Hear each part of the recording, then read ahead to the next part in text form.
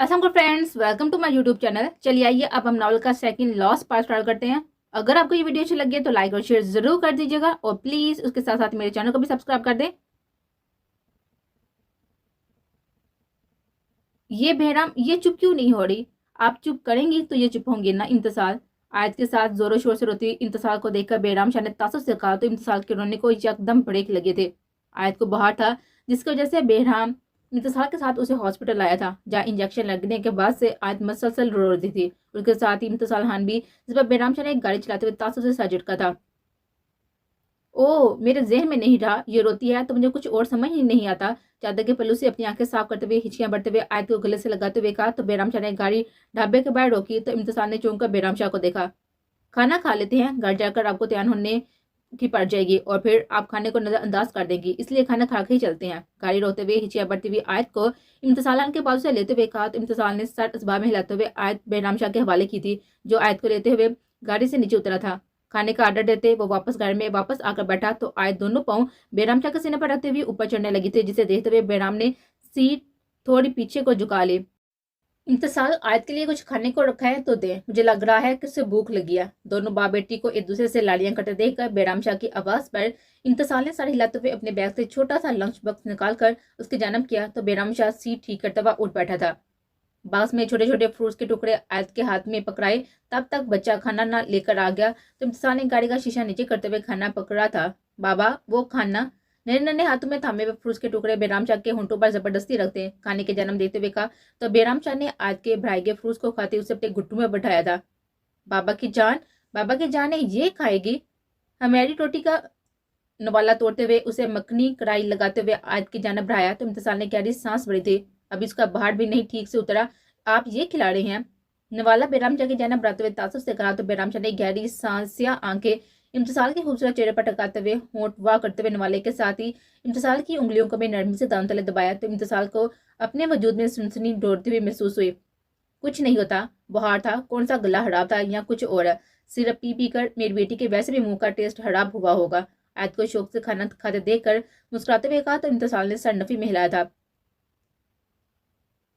यार क्या दूर दूर से खिला रही हो, जरा पास आए, मैं कौन सा खाने के साथ आपको भी खा जाने वाला हूँ। इंतजार ने नवाला किनारे से पकड़ते हुए बेराम के मुंह खुले होंठों पर रखते हुए जल्दी से हाथ खींचा तो बेराम शाह ने मुस्कुराहट दबाते हुए कहा तो इंतजार ने गुड़कुस को देखा था।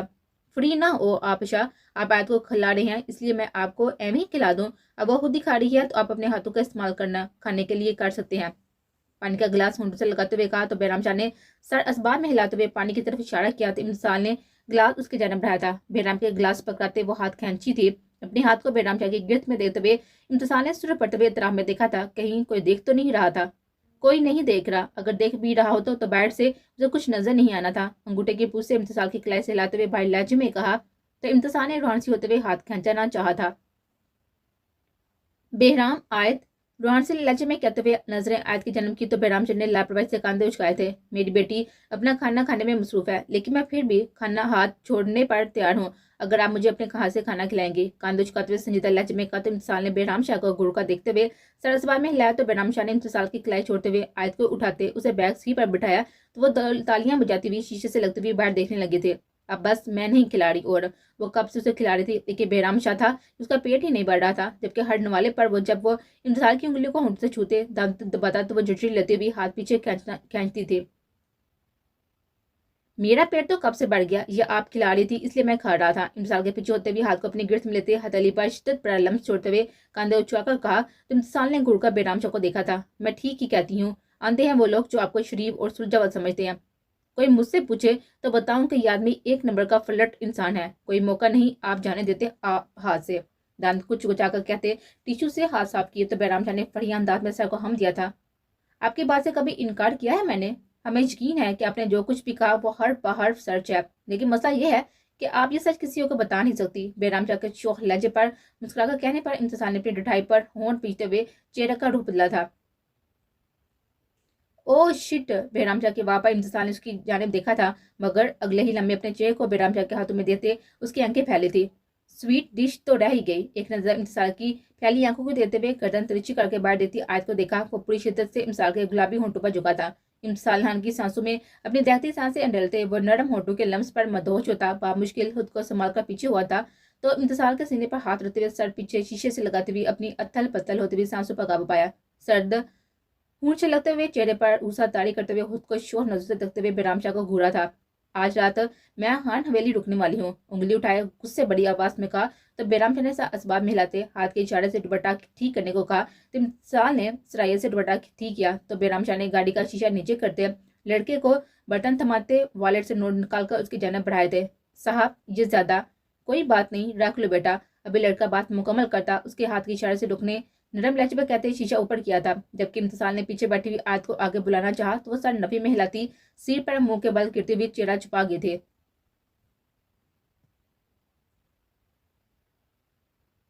ईशान वापस आओ वरना सच में दो लगाऊंगा। ईशान को दीवार के साथ लगे पाइप पर चढ़ते देखकर अरमान खान ने दांत कुछ कुचाकर सख्त लहजे में कहा। तो ईशान खान ने पाइप से चिपकते हुए गर्दन मोड़कर गुस्से से सुर पड़ते हुए अरमान खान यानी अपने बाप को देखा था। जबकि अरमान खान अफसोस से नीचे पंजे गाड़ में बैठी हुई जमीन को देखती हुई गिल्ली मिट्टी से नहाए अपने बेटे को देखा था जो हवेली के बैक साइड पर पड़े हुए मिट्टी के ढेर पर पानी का पाइप खोलकर उसका कीचड़ बनाते उसमें नहा चुका था और अब दीवार पर लगे हुए पाइप पर बंदर की तरह चढ़ने की कोशिश कर रहा था। पहले जो अरमान खान ये सोचता था कि इनके अरमान खान की बचपन की शरारतें उसके लिए यादें बनेगी, बुढ़ापे में उन्हें याद करके खुश होगा, अपने बच्चों और पोते पोतियों को किस्सा सुनाया करेंगे। अब उन्हें शरारतों को याद करते हुए खुद को कोसा था कि क्यों इशाल खान उसे छोटे खान का 4 कदम आगे वाला मिनी पीस मिला था जो सारी दुनिया को छोड़कर बस अपने बाप की नाक में दम किए रखता था। सबके लिए वो नहायत ही अच्छा बचा था। जबकि अपनी माँ की नजर में तो अभी से वो कोई सुलझा हुआ समझदार बेटा था, लेकिन सिर्फ अरमान खान ही जानता था उसका बेटा कितना बड़ा फफा कुटना है। कुआं नन्हे से गुलाबी हाथ को घुमाते हुए आबरूज करने की कोशिश करते हुए जवाब दिया। तो अरमान खान ने गुड़कुस को देखा था जो हाथ छोड़ने की वजह से पैर से थोड़ा सा फिसला था। कुओं के बच्चे इधर आ रहे हो या मैं उधर आऊं, और अगर मैं इधर आया ना तो ईशान ने बहुत पिटाई करूंगा। माथे पर बिखरे सिल्की बालों को पीछे करते हुए साथ लहजे में कहा था। मैं बल्ले पापा को बताऊंगा। वो छोटी सना को सुकड़ते हुए मोटी मोटी डार्क ब्राउन आंखों को अरमान खान के सुर पड़ते चेहरे पर टकाए तनमीजा करते हुए लहजे में कहा। तो अरमान खान ने अपने बेटे की धमकी पर अश अश कर उठा। बड़े पापा के कुछ लगते पहले अपने बाप से तो निपट ले, फिर जिसे बताना चाह जाकर बता देना। आगे बढ़ते हुए ईशान खान के रोने की परवाह किए बगैर उसे दोनों बाजू में पकड़ते हुए आगे बढ़ते जमीन पर बिठाया था। पानी का पाइप पकड़ते वो वहां से भागने की कोशिश करते ईशान के करीब आते उसे जबरदस्ती वहां बिठाया था और एक हाथ से पाइप थमे और दूसरे हाथ से ईशान के सर पर और चेहरे से मट्टी उतारते हुए अरमान खान ने तासों से सर झटका था। यार तू किस पड़ गया है, तेरा बाप शरारती था लेकिन तू तो शरारती नहीं अफलातून है। कहाँ तेरा साफ सुथरा हैंडसम बाप और कहाँ तू मट्टी में नहाने वाला बंदर। अरमान खान ने ईशान को चेहरा साफ करते झंझाते हुए लहजे में कहा। तो ईशान खान ने जोरों से रोते हुए अरमान खान के हाथों को पीछे करना चाहा था।